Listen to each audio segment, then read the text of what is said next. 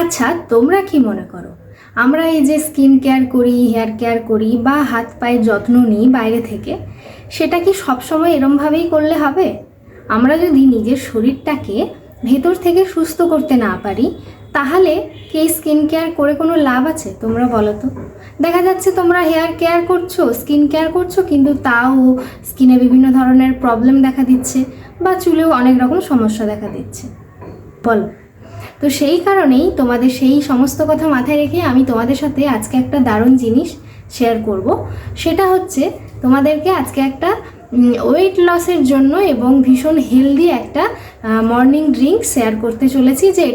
আর এই ড্রিঙ্ক কিন্তু এখন অনেকেই সকালে খেতে চাও, কারণ অনেকেই কিন্তু এখন ওয়েট লস করতে চাইছো নিজের বাড়িতে বসেই। অনেকেই কিন্তু হয়তো সেইভাবে পারছো না বাইরে টাকা পয়সা দিয়ে নিজে কোনো রকম ট্রেনার দিয়ে ওয়েট লস করাতে। তো সেক্ষেত্রে বাড়িতে বসেও কিন্তু তোমরা এই ওয়েটটা লস করতে পারবে খুব সহজেই। তো এই হেলদি ওয়েট লস ড্রিঙ্কটা কেমনভাবে বানাবো সেটা তোমাদেরকে আগে বলতে হবে। আর হ্যাঁ, একটা কথা মাথায় রাখবে, আজকে যে ড্রিঙ্কটা তোমাদের সাথে আমি শেয়ার করব, সেই ড্রিঙ্কটা কিন্তু তোমরা ভীষণ সহজেই বাড়িতে বসে বানাতে পারবে। শুধু একটা মাত্র জিনিস তোমাদেরকে একটুখানি কিনে নিতে হবে। আবার অনেকে বাড়িতে পেয়েও যেতে পারো, কারণ অনেকে সেটা ইউজও করো বাড়িতে, ঠিক আছে?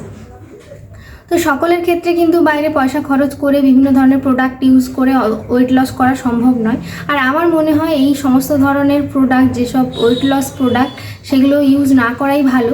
কারণ যতদিন ইউজ করবে ততদিনই বেশ ভালো। তো আবার যদি বন্ধ করে দাও, তো সেক্ষেত্রে কিন্তু আবার ওয়েটটা অনেক সময় বাড়তে থাকে খুব তাড়াতাড়ি। তাই খুব সহজে যদি তোমরা বাড়িতে বানানো কোনো জিনিস দিয়েই সহজে ওয়েট লস করতে পারো, তবে হ্যাঁ, এটাকে রেগুলার মেনটেন করতে হবে, ঠিক আছে?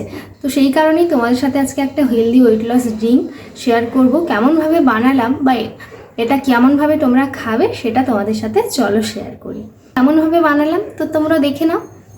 আর আমাকে প্রথমে যেটা নিতে হবে সেটা হচ্ছে একটা মিডিয়াম সাইজের শসা আমি এখানে নিয়েছি। তো এবার তোমরা এই শসাটাকে ছাল ছাড়িয়ে নিয়ে টুকরো টুকরো করে কেটে নেবে, ঠিক আছে? খুব বেশি ছোট করার দরকার নেই, যেহেতু এটা আমি পেস্ট করব, ঠিক আছে? তো এখানে দেখো একটা পুরো শসা নিয়েছি।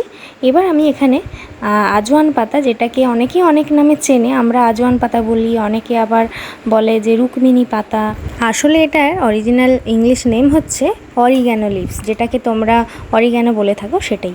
এবার আমার লাগছে চিয়া সিডসকে আমি আগে থেকে জলে ভিজিয়ে রেখেছি, যাতে সেটা একটু ভালো করে ফুলে ওঠে। তো এটাকে আমি এবার এক সাইডে রেখে দেবো।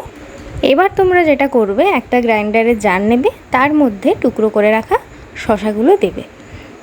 এছাড়া দেবে যেই পাতাগুলো আমি বলেছিলাম, সেই আজওয়ান পাতা বা তোমরা অরিগানো পাতা যে যেরকম চেনো, সেই পাতাটা দেবো। এবার এই দুটো জিনিসকে ভালো করে কিন্তু পেস্ট করে নেব, ঠিক আছে? তো তোমরা চাইলে একটুখানি জল মেশাতেও পারো। তো যদি শসার পরিমাণ বেশি হয় তাহলে জল মেশানোর কোনো দরকারও নেই, ঠিক আছে? এবার ভালো করে কিন্তু ওই পেস্টটা আমি ছেঁকে নেব। ছাঁকনিতে তোমরাও ভালো করে ছেঁকে নেবে। এবার আমি যেটা মেশাবো সেটা হচ্ছে এক টুকরো পাতিলেবুর রস, ঠিক আছে? আর এই পাতিলেবু কিন্তু আমাদের যে কোনো হেলথ ড্রিঙ্কের ক্ষেত্রে ভীষণ এফেক্টিভ, বুঝলে? তোমরা ওয়েট লস কোনো ড্রিঙ্কের ক্ষেত্রে কিন্তু দেখবে এই পাতিলেবু আর এই যে মধু মেশাচ্ছি, মধু এবং পাতিলেবু রস কিন্তু ভীষণ ভালো কাজ করে। তো এখানে আমি এবার 1 চামচ মধু মিশিয়ে নিয়েছি। তো এবার ভালো করে সবটা গুলিয়ে নেব।